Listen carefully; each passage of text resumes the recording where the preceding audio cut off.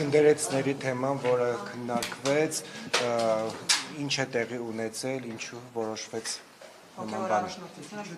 Տեղի ունեցել հետևյալը, Պաշտպանության նախարարի հրամանը փոփոխվել է եւ փոխվել է ծառայության բնույթը։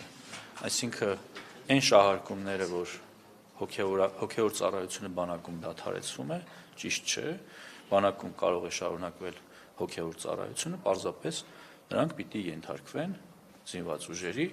բարեհոգեբանական գծով վարչությանը։ Ինչով է խանգարում Մայրան Աթոռին ենթարկվելը հոգևոր դասին։ Ես իմ բացատրությունը տվեցի, պատճառը որն է, մի բան կարող եմ ասել ձեր հարցինի պատասխան, բանակում զինված ուժերում չի կարող լինել երկակի ենթակայություն։ Շնորհակալ։ Պապիկյանը կան տեղեկություններ, մամուլում նաև քահանաներից մեկն է գրել, իմ անունը չեմ հիշի, որ կարգալույցներին առաջարկվում է 700,000 դրամով գնալ եւ գնդերից աշխատել։ Ես իմ աշխատավարձի չափ չեմ կարող ասել, բայց կարող եմ ասել, որ նախարարի հրամանը, որը մենք հրապարակել էինք, բացահայտում է, որ այո, մենք կարող ենք պայմանագիր կնքել Հայաստանում հայ առաքելական եկեղեցու հոգևոր կրթություն ունեցող սպասավորների հետ, որպեսզի նրանք ծառայեն եւ կատարեն իրենց առաքելությունը։ Աշխատավարձի մասին հիմա խոսել չեմ։ Նկատի ունեն, որ այդպես փորձում եք ներգրավել նրանց, որ ուրանան, ասպես ասենք, եկեղեցին այդ Դե եթե Հայաստանի Հանրապետությանը զինված ուժերին բանակին ծառայել ինչ որ մեկը ուրացում է համարում, դա իր անձնական գործ է։ Աշխատավարձի չափը նախ մեծ եք ասում, ես նման աշխատավարձի մասին տեղյակ չեմ, բայց բավարար աշխատավարձ կլինի, որը կտարբերվի նախկինում իրենց ստացածից։ Պարոն Պապիկյան, խնդիրն այն է, որ Դուք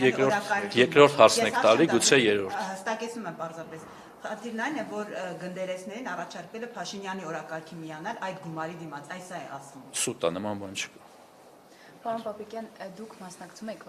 Ինչ արված է հրապարակային ասում, իմ հրամանը նույնիսկ ես բացել եմ, որ այս տարընթերցումները, հեքիաթները Այդ հրամանը շատ զուգադիպեց այդ գործընթացին։ Շնորհակալ եմ, համեցեք։ Կարող առանց կաթողիկոսի այդ համաձայնության այդպիսի հրաման տայք։ Հարգելիներս, Հայաստանում բոլոր ինստիտուտները աշխատում են, թող բողոքարկեն, թող դիմեն դատարան, եթե այդպես է,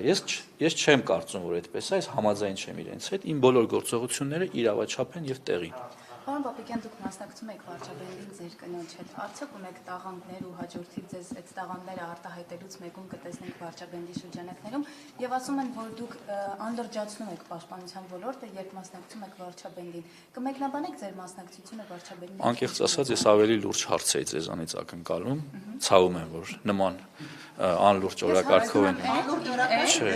Ինչ տաղանդի մասին է։ Հարգելիս, մասնակցել եմ, ուզեցել եմ, որ մասնակցել եմ։ Տաղանդներ ունեք, որ հաջորդիվ օրինակ վարչապետի պես կարող եք Երբ կարտահայտեմ տաղանդներս կտեսնեք։ Պարզապես Գևորգ Պապոյանն ասել, որ ինքը կարողանում է լավ կլարնետ